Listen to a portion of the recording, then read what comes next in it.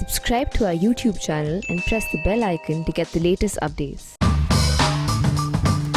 Is it good news or bad news when the head of Boko Haram, the chief of Boko Haram terrorist group, blows himself up and dies? His name was Abu Bakr Shekau.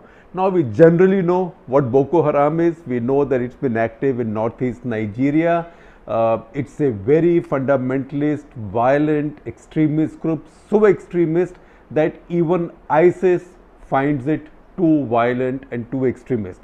Boko Haram also hit the global headlines in 2014 when it kidnapped 270 schoolgirls for the crime of going to a modern education facility, because Boko Haram literally means modern education, westernized education is prohibited, or implying that it's evil. Haram is a word from Arabic, Boko is a word from Hausa, which is the local tribal language in northeast Nigeria. Now Boko Haram is the name that this organization is known by popularly and also globally in the media, but it has a more proper long Arabic name, which is Jamatu Ahl Sunnah Lida Awati al Jihad, which literally means people committed to the Prophet's teaching for propagation of Islam and jihad.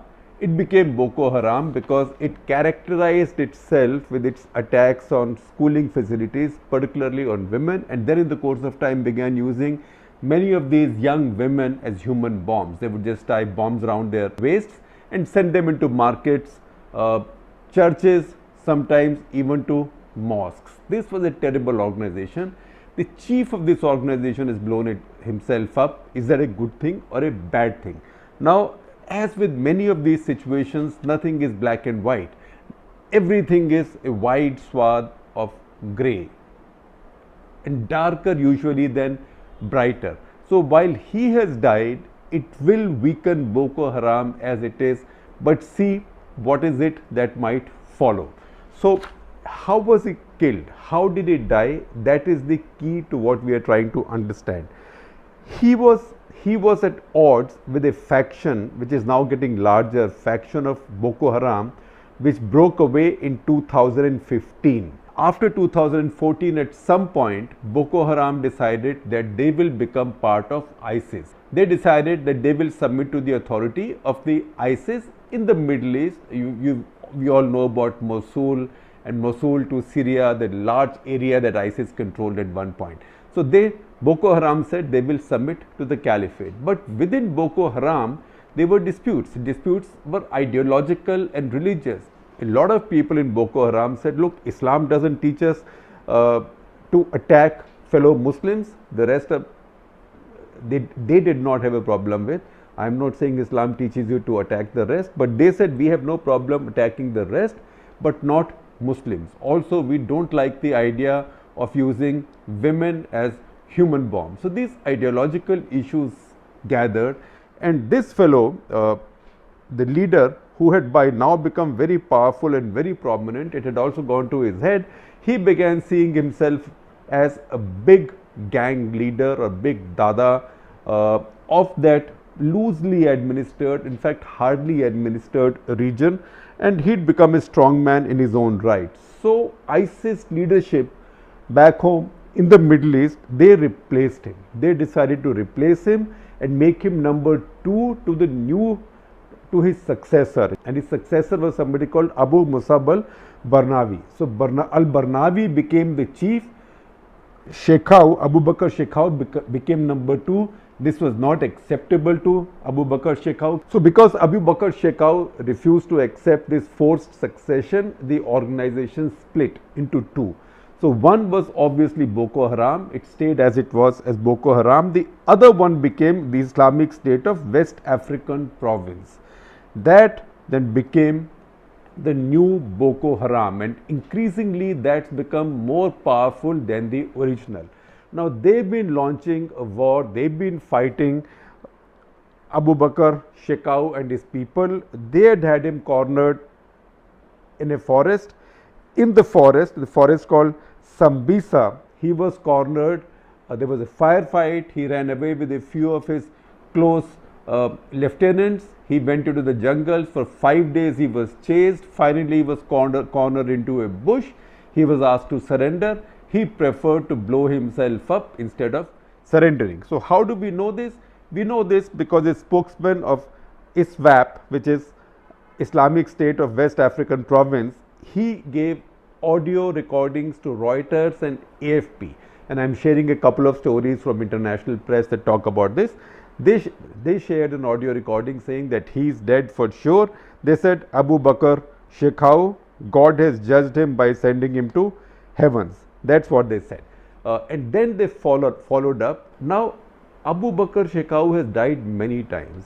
As I read up on his history, it looks like he's died even more times than Dawood Ibrahim on Indian TV channels, particularly our Commando comic TV channels. When they get bored, when there isn't something else to do, or when they need to shift the headlines to something, they suddenly say Dawood Ibrahim mar gaya or his kidneys are packed up. But similarly, Abu Bakr Shekau several times has been pronounced dead. Happened with Osama bin Laden also a few times.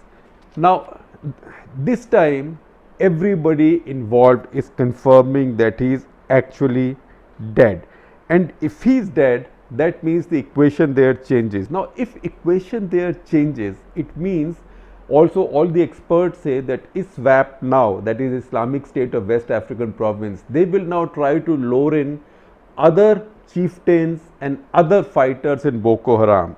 If that happens, if they succeed in doing that, then they'll become a much stronger force.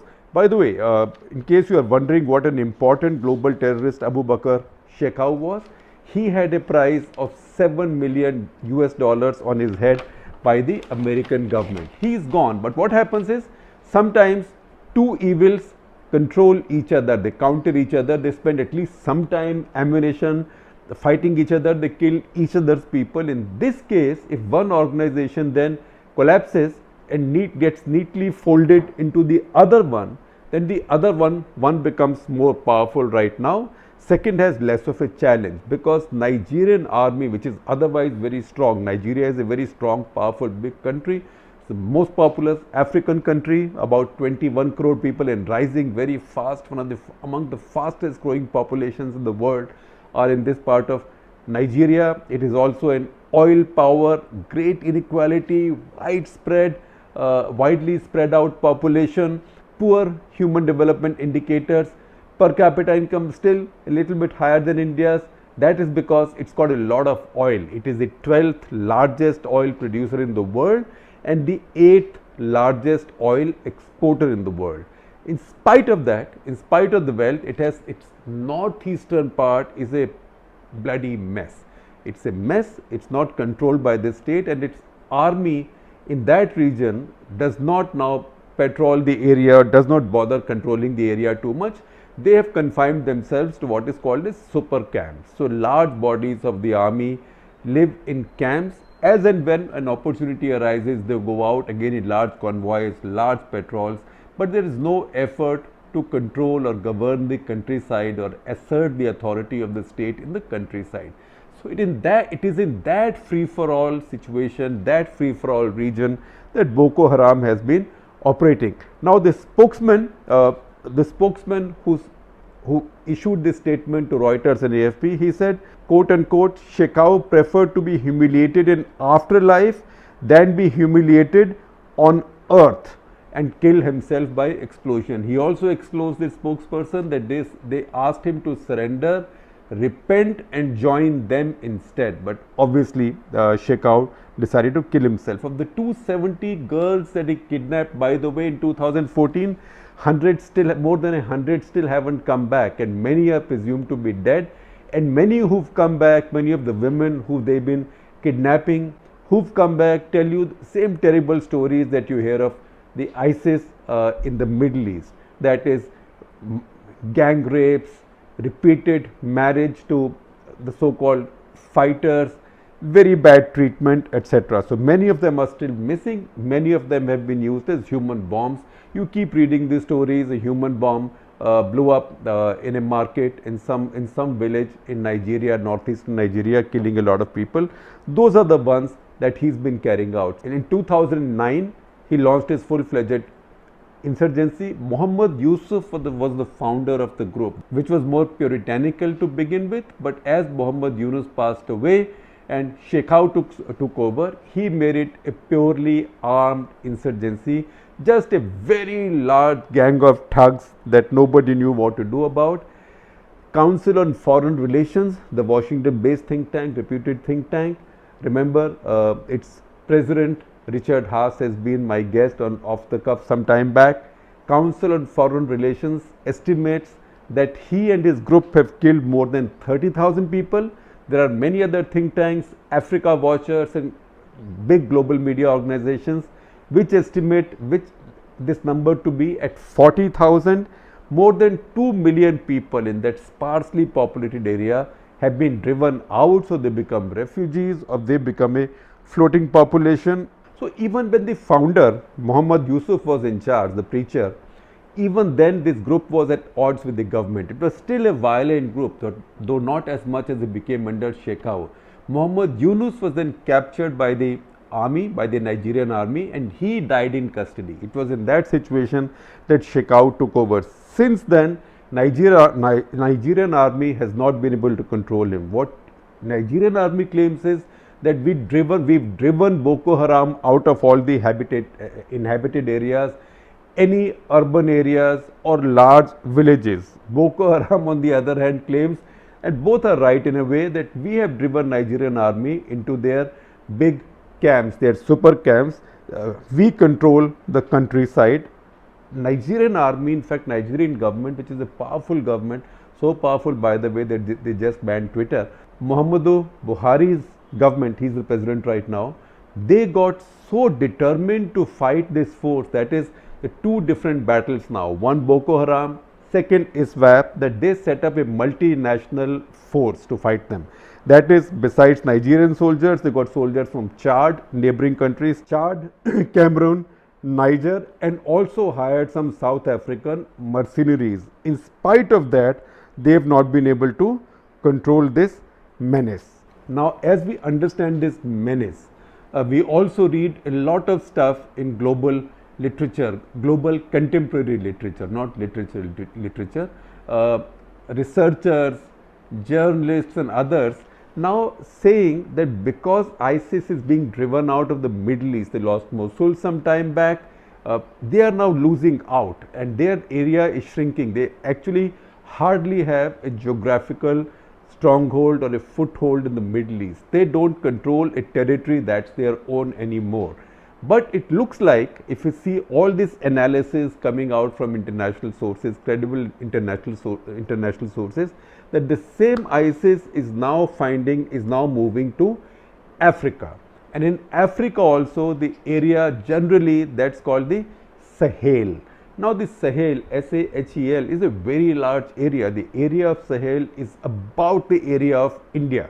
That is more than 3 lakh square kilometers. And the Sahel runs, it has a bunch of countries, at least 10 countries, runs from west to the east or east to the west, depending on how you want to see it. And it's a wide region between the Sahara, between the southern edge of the Sahara and then the greener savannas or the grasslands of Africa. That's where you find the famous wildlife and the safaris, etc. So this is the region in between.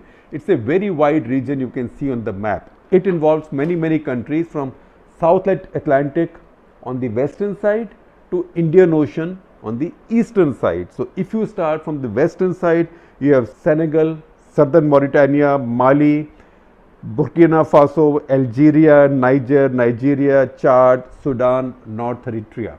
Now this is also a very diverse region because most of these countries or many of these countries, particularly on the western side, are francophone because they were French colonies. Nigeria is a unique country.